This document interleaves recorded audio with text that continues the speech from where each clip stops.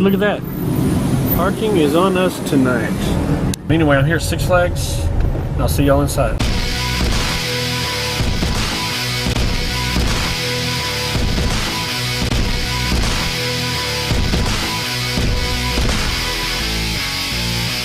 I haven't asked y'all what's up yet, so what's up, you bunch of savages? I'm in the Mexico section. What I'm going to do today is I'm going to show how somebody who does not like extreme rides can still have fun at Six Flags. Things that are considered mild, right? I went in left, and I'm going to end up around the other side because I want to do Metropolis, which is mild, by the way. So I want to end up with Metropolis and then leave. And I've got about an hour and a half to play with-ish. So, right off the bat, the sombrero is very mild. That was my favorite ride when I was like 7 or something. But it's not necessarily a kiddie ride. It's not in the kiddies section, right? Right, now that I'm over here by the teacups with the La Fiesta de las Tazas, it depends what your definition of extreme or mild is or whatever. The people would consider the teacups mild, but as we've talked about, if you watch my vlogs at all, I don't think they're mild because they spin.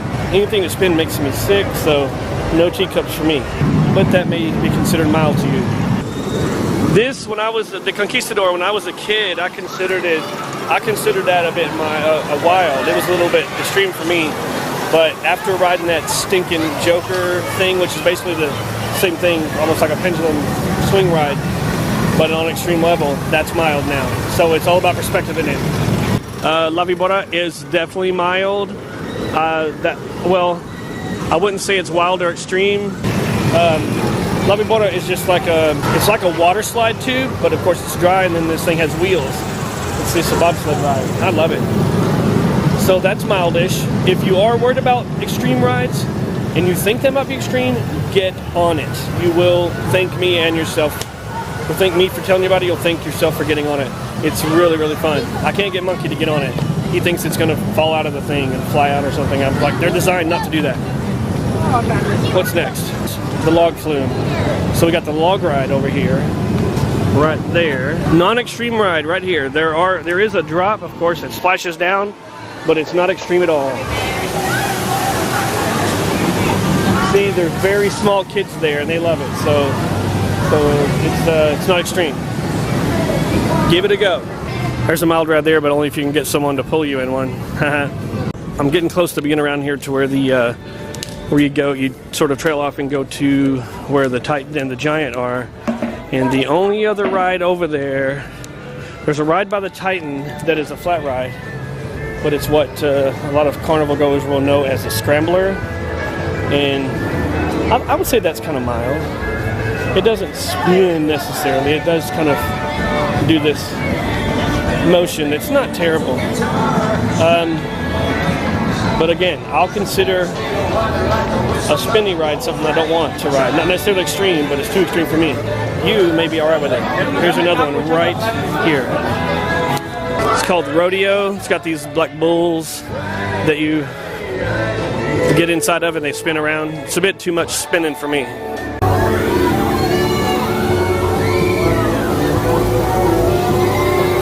Ooh, they've got some new chairs over here. These are definitely new. Let's give these a go. Did you ever meet somebody that likes all the same things you do?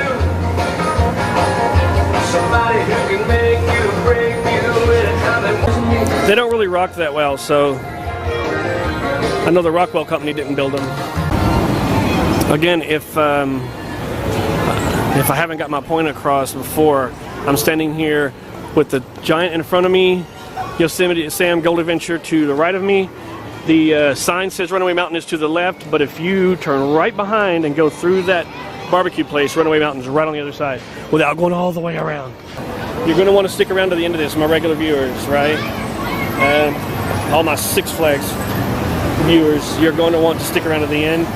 I did not put it in the tags or in the title, but I'm going to announce the contest, so some of you can come hang out with me and cheese at Six Flags. Right there, Yosemite Sam's Gold River Adventure. If you are looking for something mild, it doesn't get much milder than this, honestly. It's just a boat ride through a cave. Not a whole lot happens. That was another one of my favorite rides when I was a kid. And there's the oil derrick, which really isn't a ride. It's just an elevator to an observation deck. If If you can handle heights, that's a nice one to see the park from up there. There's these chaparral cars. They're sort of antique-y, old-timey cars. I'll show you in a bit over here. Find the entrance to those, and that's very mild too. If somebody drives it, and there's really no driving because it's on a track, you can't divert from. You can even let a kid drive it. That's what a lot of people do, let the kids drive and adults in the back seat. I'll show you right up here. It might be hard to see these cars because it's dark, getting dark, and my camera sucks in low light, but let's get over here and get close. You'll see these cars going by.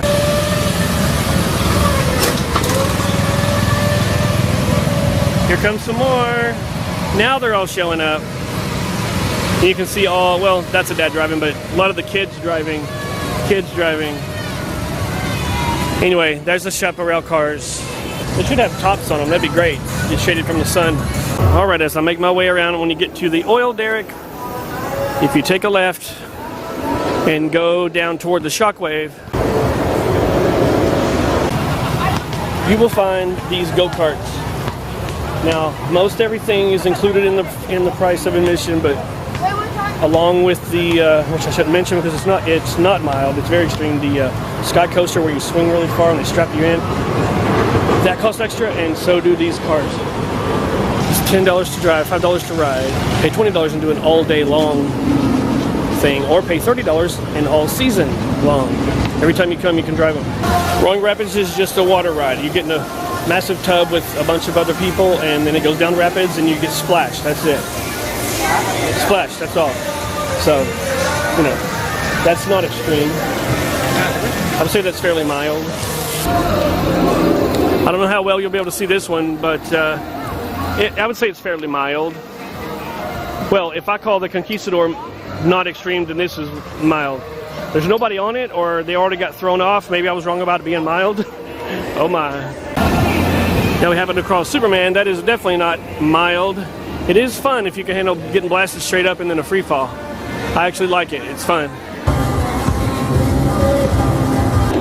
I can hear Mr. Freeze. That's not mild. Sky Screamer, another one that's not mild. I want to flip it off, but I don't want to get thrown out of the park for flipping it off. There's two mine trains here. There's a runaway mine train, and then the smaller kiddie one, which is called the mini mine train. The mini mine train is too mild. The runaway mine train does jerk a bit, but it's not extreme. And then around there where the, hear all the screams over there? Yeah, that's extreme land over there. Yeah, over there with Mr. Freeze, there's the Batman, and there's a Batwing, which is kind of a flat ride. Gunslinger, just the mild swings. That's mild, right? You can handle that. But I'm not even going to go around there because all those around there are extreme, and forget about it. So, heading back around toward the exit. We've gone full circle almost. Here's the Pandemonium. It used to be called Tony Hawk's Top Spin, I think it was, or some kind of spin. That could be considered extreme, so skip that one. But right on the other side of it is another splashdown ride. It's the Aquaman splashdown. Basically, it just goes up, turns, splashes, boom, that's it. So I would say that's mild. And then across from that is where I'm going right now, the last ride before you get to the exit, other than the kiddie section. Battle for Metropolis, the Hall of Justice right there.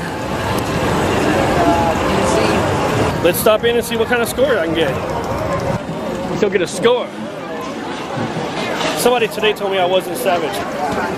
I'm not trying to be savage. That's just a name, so calm down. You just calm down before I get savage. You don't want me to get savage. Honestly, I'm joking. All right, I'm ready to go then. Here we go.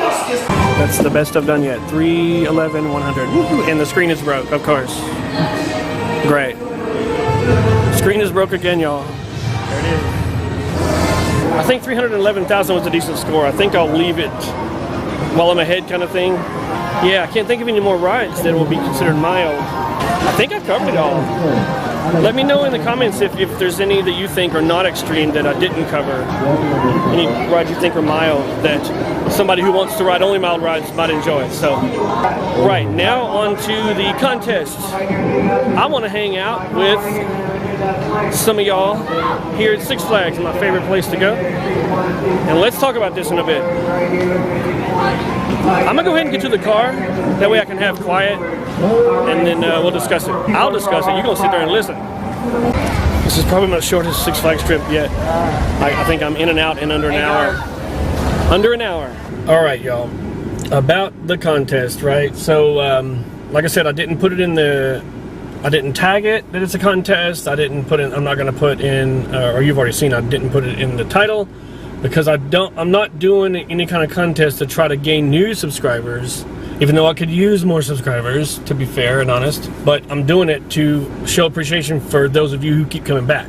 So it's like just rewarding y'all instead of trying to get new people on. Like I said before, leave it open to people who do not have a season pass, who would like to go for free to Six Flags, and can get here.